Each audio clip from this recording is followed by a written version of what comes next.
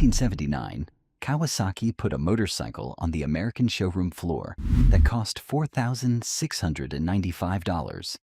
It had 6 cylinders arranged in a line, liquid cooling, a shaft final drive, and 1,286 cubic centimeters of displacement. It produced 120 horsepower at 8,000 revolutions per minute. It weighed 692 pounds with the tank half full. It was the most powerful, the most expensive, and the heaviest Japanese production motorcycle ever offered to the American public, and it was built for a single purpose: to bury the Honda CBX. It had 239 more cubic centimeters than the CBX. It made 15 more horsepower. It ran cooler, lasted longer between service intervals, and required no chain adjustment because it had no chain. It stayed in production for 10 years, while Honda pulled the CBX after 4. By every number that can be printed on a specification sheet, the Kawasaki Z1300 was the superior machine. Today, a clean Honda CBX sells at auction for $20,000. A clean Z1300 sells for less than $5,000.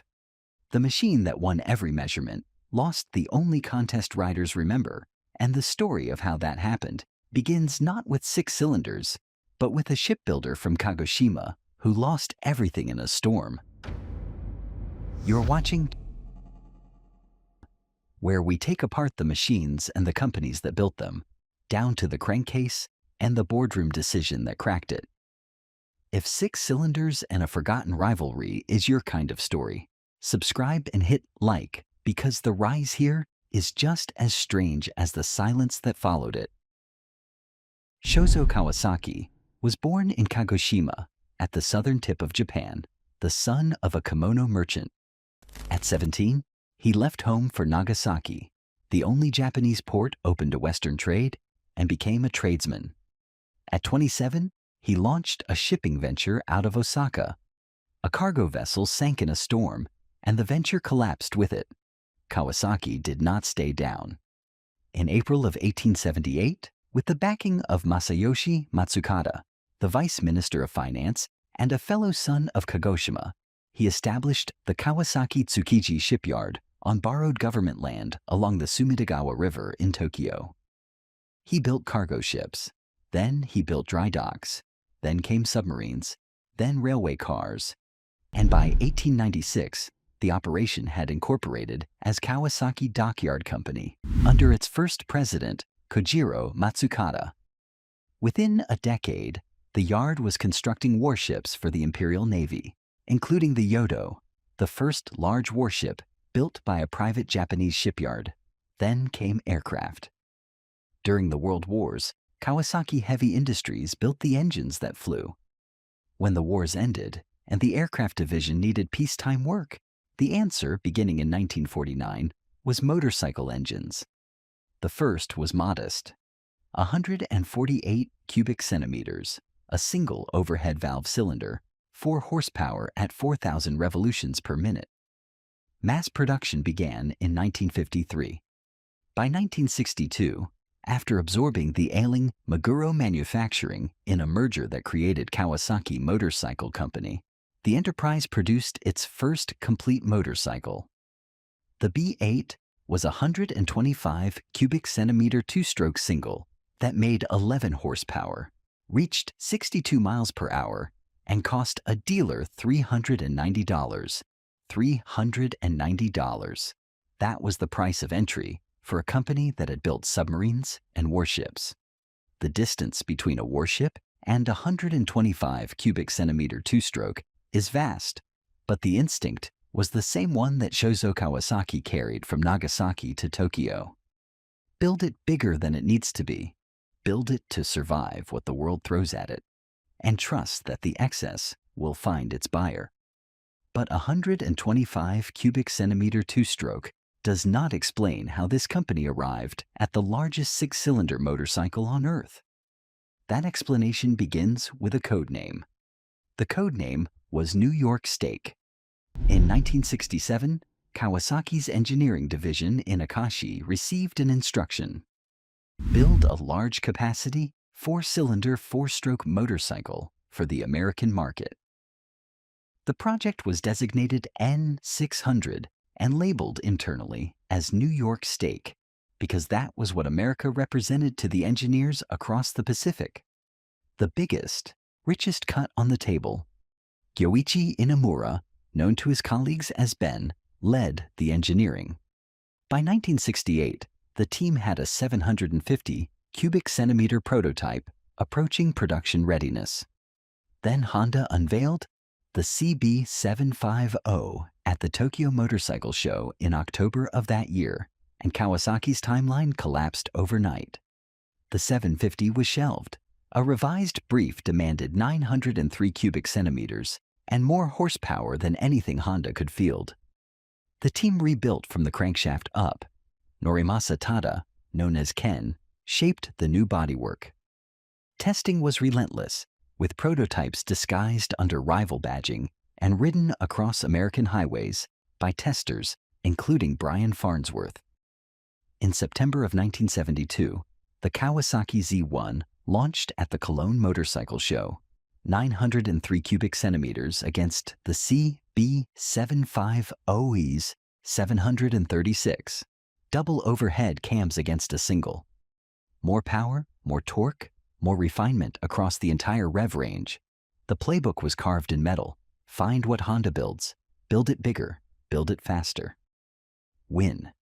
The H1 Mach 3, that screaming two-stroke triple from 1968, had already proven Kawasaki could terrify riders. The Z1 proved they could dominate a market.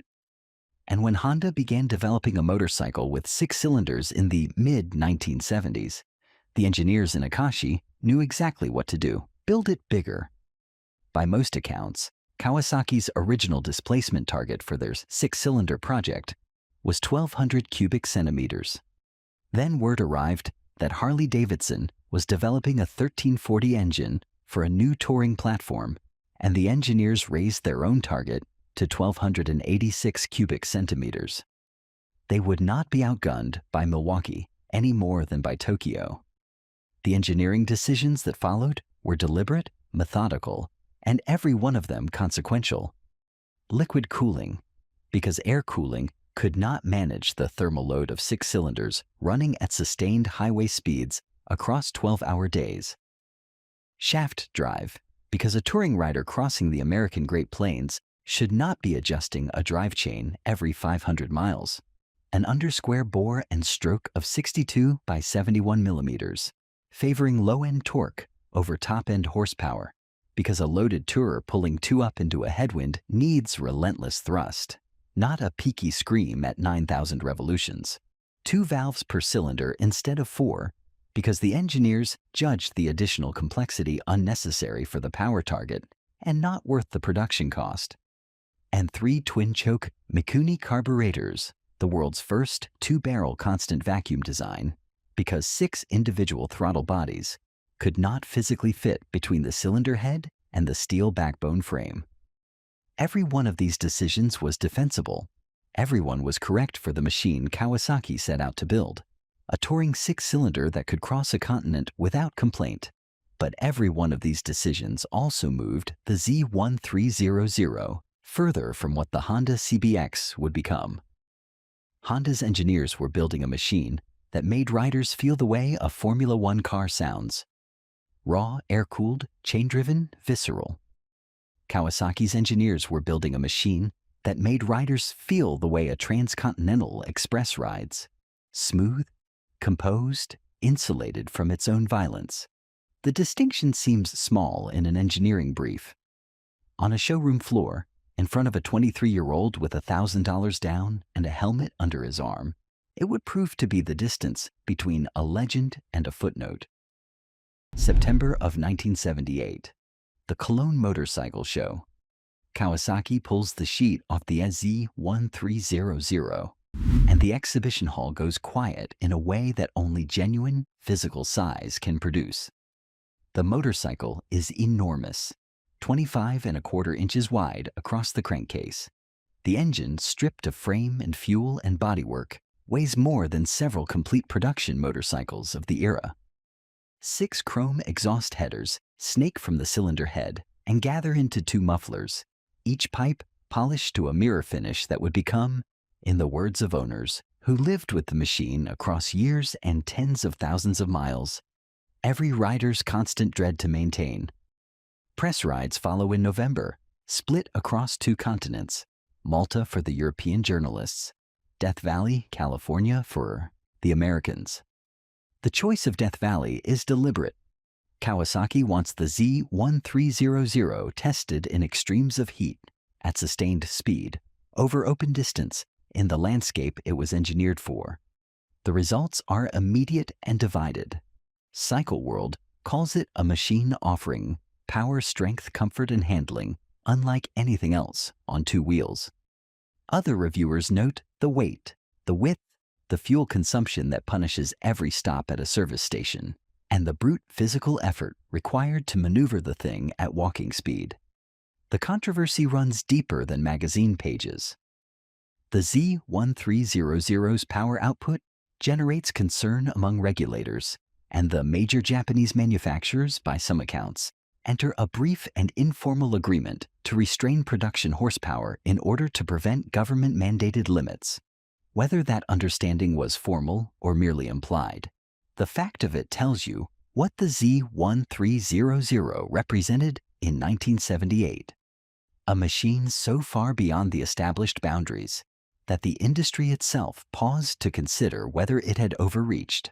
But the choice that defines the Z1300's future is not the displacement or the output.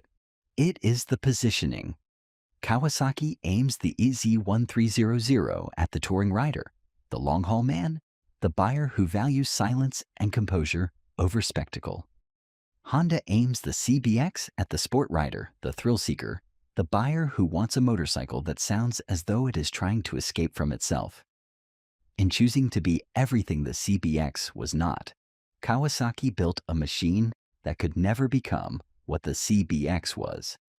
The Z1300 arrived on American showroom floors in 1979, carrying a sticker price of $4,695, and into a world shaped by forces that no specification sheet could outrun. The 1970s had already remade the motorcycle market once. The first oil crisis of 1973 sent fuel prices climbing and forced buyers to weigh every cubic centimeter against every mile per gallon. By 1979, a second oil crisis struck, and fuel economy became the question every buyer asked before the test ride, and every salesman dreaded answering. The Z1300's answer was 33 to 34 miles per gallon at typical cruising speeds. On a disciplined highway run at 80 to 85 miles per hour, a careful rider could extract 38, perhaps 40. These were not competitive numbers in 1979. They were not even respectable numbers. The 6 cylinders and 1,286 cubic centimeters that made the Z1300 dominant on the dyno gave it a thirst that a fuel-conscious market could not forgive. And the market had cheaper alternatives. The Suzuki GS 1000, a 4-cylinder machine weighing 150 pounds less, handling with a precision the Z1300 could not approach, and costing significantly less to insure, was outselling both the Z1300 and the Honda CBX. The lesson was blunt. Lighter, cheaper, and good enough beats heavier, expensive, and magnificent. Kawasaki was investing in the American market with conviction nonetheless.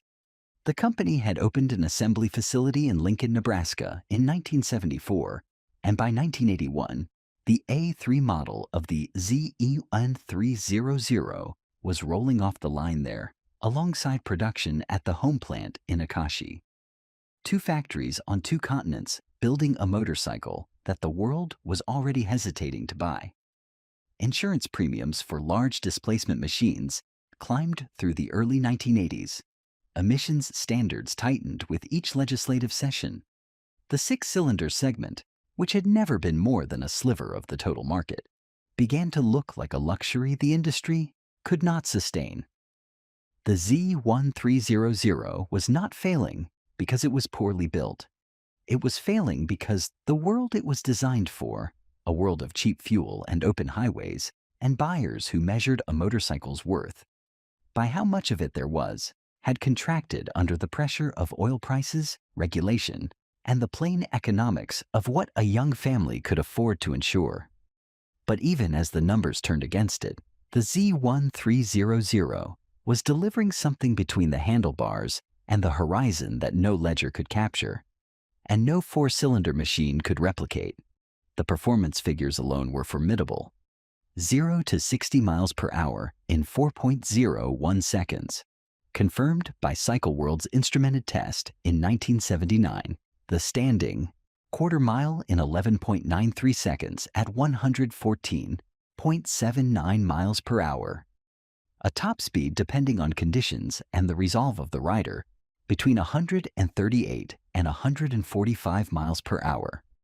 No stock motorcycle of comparable displacement and weight could match those numbers in the year the Z1300 arrived. The machine was not fast despite its mass. It was fast because the engine Kawasaki had built simply refused to acknowledge that the mass existed. And the engine is where the Z1300 earns its reverence, and where the people who never rode one will never understand the people who did. The KZ1300-A1 carried 1,286 cubic centimeters of inline-six cylinder, liquid-cooled, double overhead cam engine beneath a 45mm steel backbone frame. 3 twin-choke Mikuni carburetors fed the 6 cylinders through intake tracks so precisely matched that the idle settled into a low, even burble that riders compared not to other motorcycles, but to turbines. The exhaust note was not the CBX's air-cooled howl. It was deeper, broader, a baritone where the Honda was a tenor, felt in the chest rather than heard in the ears. 6 chrome headers, 3 on each side, snaked backward from the head and merged into twin mufflers, and at full throttle, the sound they produced was described by one long-term owner as a symphony that began in the hands and ended somewhere past the vanishing point. The shaft drive hummed where a chain would have clattered. The liquid cooling held the engine at operating temperature, whether the rider was crawling through Phoenix traffic in August or holding 110 across the Nevada flats, and the vibration, that constant companion of any large piston engine, simply vanished above 3,000 revolutions. The smoothness was unsettling, almost eerie, as though the 6 pistons had agreed among themselves to cancel each other's violence and present to the rider nothing but forward motion and mechanical silence. At highway speed, the weight disappeared.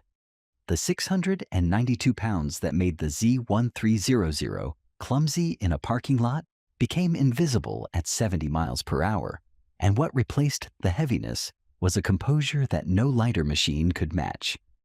The Z1300 did not skim across the pavement the way a sport bike does. It pressed into it, planted, certain of itself, indifferent to crosswinds and surface irregularities that would unsettle a motorcycle 150 pounds lighter. On a straight highway with the throttle held open, the Z1300 felt less like a motorcycle and more like a declaration. But some of the earliest buyers, the ones who paid full sticker in 1979 for the privilege of owning the most powerful Japanese motorcycle in existence, learned that ambition sometimes arrives before refinement. Oil starvation at the crankshaft caused catastrophic bearing failures in a number of A1 machines, turning 1,286 cubic centimeters of engineering conviction into seized metal. Riders who had trusted Kawasaki watched their engines destroy themselves from the inside. Kawasaki enlarged the oil sump from 4.5 liters to 6 for the 1980 A2 model. The fix was quiet. The damage to those early owners' faith was quieter still. They went back to riding. Most of them stayed with the machine. In 1984, Kawasaki replaced the 3 Mikuni carburetors with digital fuel injection, and the ZG1300 was born. The DFI system added 10 horsepower, bringing the total to 130, as an unintended but welcome consequence of better fuel atomization. Fuel consumption improved. The oiling concerns that had shadowed the early production years were long resolved. The ZG1300 was the motorcycle Kawasaki should have built in 1979. But by 1984, the market had moved on, and the Z1300 was sustaining a conversation that the showroom floor had stopped listening to. The Z1300 was never designed to thrill. It was designed to endure. And endurance on a showroom floor surrounded by machines that promise adrenaline looks a great deal like standing still.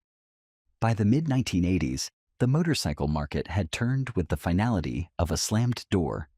Suzuki's GSX-R 750, arriving in 1985, redefined the sport bike as a lightweight, race-bred machine that weighed barely half what the Z1300 carried to the curb. The buying public, younger and increasingly drawn to the track day culture that Japan's own manufacturers had ignited, wanted nimble. They wanted fast. They wanted to feel the edge of adhesion in a corner, not the reassurance of 700 pounds of liquid-cooled composure pressing them into a straight line. The Honda CBX had been discontinued in 1982, after just 4 years, but its brevity was becoming its mythology.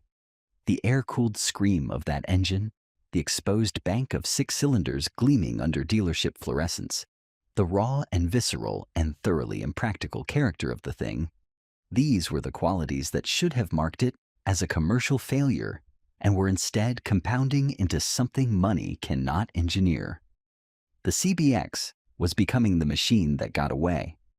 The Z1300, still in production, still available, still achingly sensible, was becoming the machine that never left. Kawasaki attempted to save the 6-cylinder by reinventing its purpose. The ZN1300 Voyager, introduced in March of 1983, wrapped the engine in a full touring fairing, added a top box and panniers, fitted a digital instrument panel, and transformed the Naked Muscle Tourer into a full-dress highway cruiser. In America, riders called it the car without doors. 4,500 Voyagers would eventually be built, but the Voyager was a concession. You do not dress a motorcycle in luggage and weather protection because the market loves it as it is. You do it because the market needs persuading. You can read the Z1300's trajectory 2 ways, and honest history holds both at once. The first reading says, Kawasaki misread the market by building a touring machine in an era that craved sport bikes, and that the weight, the fuel consumption, and the sheer width of the thing were simply too much for a world moving toward lighter and faster.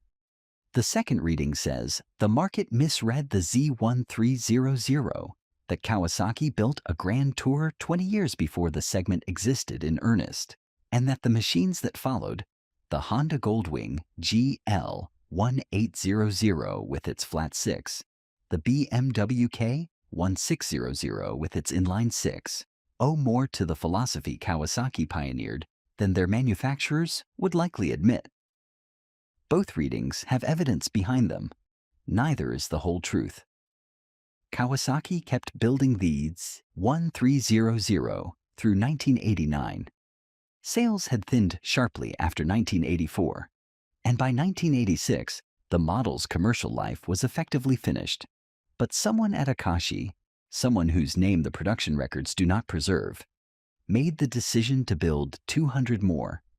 The final 200 Z1300 units rolled off the line in 1989.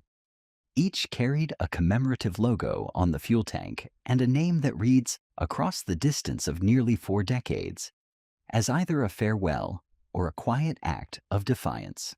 Kawasaki called them the legendary 6. There is something stubborn and almost moving in that gesture. Stamping the word legendary on the fuel tank of a motorcycle that dealers in some markets could not give away, that sat unsold on showroom floors, gathering dust until 1993, 4 years after the last unit was manufactured. calling a machine legendary at the exact moment the world was forgetting it existed. Over 11 years of production, Kawasaki built roughly 20,000 Z1300 and KZ1300 models and 4,500 Voyagers, approximately 24,500 units in total. The Honda CB750, by comparison, sold more than 400,000 in its original production generation. The Z1300 was never a mass-market motorcycle.